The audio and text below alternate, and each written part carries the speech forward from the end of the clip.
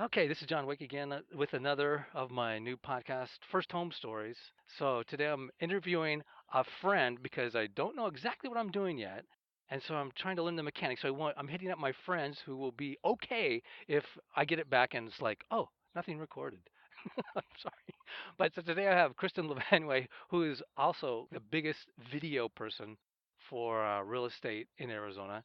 And also, she's an engineer. So I think, well, with that kind of background, she could appreciate me learning how to use the new software and editing.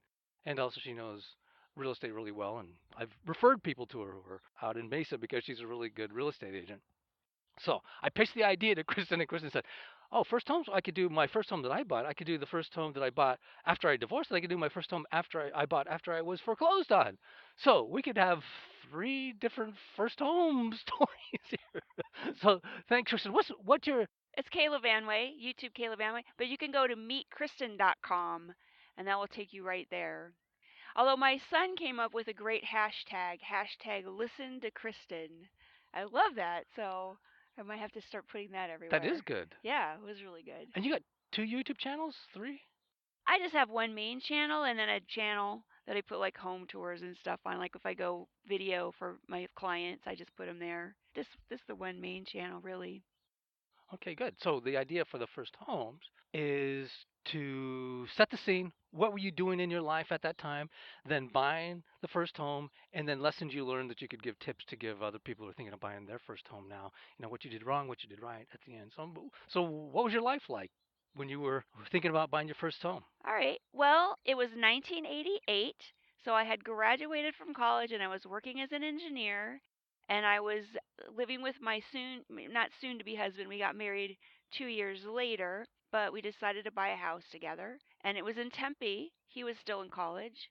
And so it was exciting to get that first home. I learned a lot. I certainly know a lot more now about real estate than I did back then because I pretty much did everything wrong, I'd say. So you bought it on your own. Just you didn't buy it with your future husband, No, your actually, future it was in ex-husband. my name because he didn't have a job like I had a job. He was in school still. So it was actually in my maiden name, which is kind of neat. That's probably the last legal thing I did with my maiden name before I got married. So yeah, it was just me and we found this agent. I can't remember how we found Oh, you him. don't even remember how you found the agent. No, I remember he was Century 21. I don't remember his name. Obviously, he didn't do a good job of following up. How'd you find the mortgage person? Through him. We just did whatever he said because we didn't know anything. But in 1988, the real estate deal was a whole different ballgame than now. You didn't have the internet with all the houses for sale. You just kind of went wherever the agent told you. I think they still had the book, that big book of listings, and he would just come with sheets and he'd be like, "Okay, we're going to see these three." So we didn't look at a lot of homes, Aha. and How many did you see? Do you remember? Because I've heard of people who real estate agents said, yeah, when I started in '92, our policy in our brokerage was we could only show three homes. yeah, I don't think it was very many at all. And the house we saw, we loved it because it had a pool.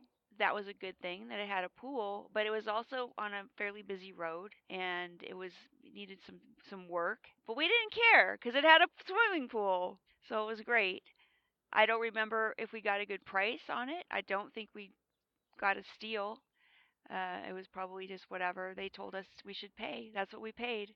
It was a long time ago, so I don't remember all the details. But I do remember just being so excited that we didn't ask a lot of questions. We didn't really know a lot. Like people now who buy homes, I think know a lot more because there's a lot more information available. I think you just know more. You know more questions to ask. You know more options of homes.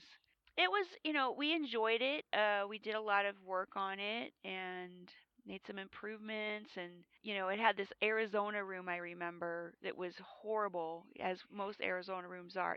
It was enclosed, so it has air conditioned Explain what an space. Arizona room is. So the Arizona room is where you take a regular patio, Back patio, back covered patio, patio. and it usually has that kind of sloping down roof, and you close it in. So now it's a room And there's various ways they can do them. Sometimes they just do them maybe with screens. Sometimes they'll close them in with drywall, but they won't air condition them. They're kind of separated. But this one was actually open, so that you could go in and it was air conditioned space, Hmm. but it wasn't finished very well. So I remember it had this wood paneling with grass growing out of it. So there was actually grass growing into our house essentially from this paneling.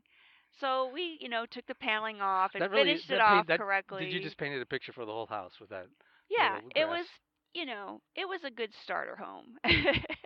It had a couple of it had another addition on the master bedroom, so that was larger than you would typically see. I mean, the house was built in. I brought my little tax record here. The house was built in, let's see, 1959. So it was a bit older. It was right by ASU there, right at University and Hardy.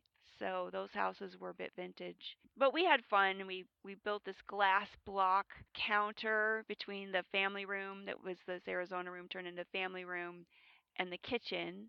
And I remember we put in these we were poor, so we couldn't afford granite, but we got this really nice laminate countertop. It was like super trendy. Yeah, so we got this really cool, like Wilson art laminate countertop. We replaced the faux wood block stuff they had with this really neat, trendy stuff, and did sort of the Miami Vice color scheme, and it was pretty cliche for the time, but it was fun. We loved it. So what'd you learn from that experience on Well, any or tips you could give to? tips I could give based on that experience. The first, what I'm really sensitive now to homes on busy roads. So if I'm working with a client and the house is on a busy road and it's got a really great pool or really great backyard, I just make sure that they know if you're on a busy road and you love the house, that's great, but you're going to have to sell it. And someday that day will come and you're going to give me a call and you're going to want me to sell this house. It's on a busy road and it's going to be hard for me. And I don't want that. I want it to be easy when we sell your house so you can make more money off of it. That's So, funny though. One of the first jobs I had as a professional, there was a woman who worked bought a home. She just walked in. They weren't planning to buy. They just walked into an open house and it was on a busy street. huh? And the agent who was representing the seller talked him in to buying it, and he showed him all these comps. Said, okay, so this price is good, but none of those comps were on a busy road. So they didn't know at the time that there's a ding on value when there's a lot of noise or you're on a busy road. And so that was her Exactly. big regret from her buying her first home. It is. And I think you just become enamored with whatever the pool is or whatever. Because I remember after we lived there maybe 2 3 weeks, we'd be sitting in the backyard and we realized you couldn't really have a conversation because it really was so loud, but we didn't hear that when we had wow, look at this great house Did it back to the kind of road or pointers. was the front to the road? It sided to Hardy, which is only a 35-mile-an-hour street, but it's so busy because it's right by the school and it's right off University, so it was just constant traffic. And we live in Arizona; nobody drives the speed limit, so it was, it was a busy road, but it could have been a lot worse had it been a main road. Yeah, that's the big ding. I say like like in Scottsdale where I am, where it backs to the road and people don't take that kindness. It makes the backyard a lot less usable. Now, if you never use the backyard, then that's cool. Then you can get a discount on the home and you're not using the backyard anyway. But if you want to, particularly if you has a terrible combination, is it backs to a busy road and has a great backyard with a pool. That's a terrible combination because It's heartbreaking because you sit out and you can't have a conversation. You just are annoyed by the noise. And so I always point that out to people now. I also don't rush into the very first house you see. Like, make sure it's the right house for you. I have a lot of patience with my clients. If it's not the right house, then don't feel pressure. Even now, when our market is kind of light on listings, if it's not the right house, don't buy a house that you're going to regret buying later because it's way more expensive to have to sell it and move than just wait for the right house to come along. So that always taught me that house we liked it, but it wasn't a really good deal given the location and probably the pricing. okay. So let's end this episode here, and we'll come back with your second first house, which is your first house after a divorce. So I assume I haven't heard the story yet, but I assume that's a different adventure as well. Okay.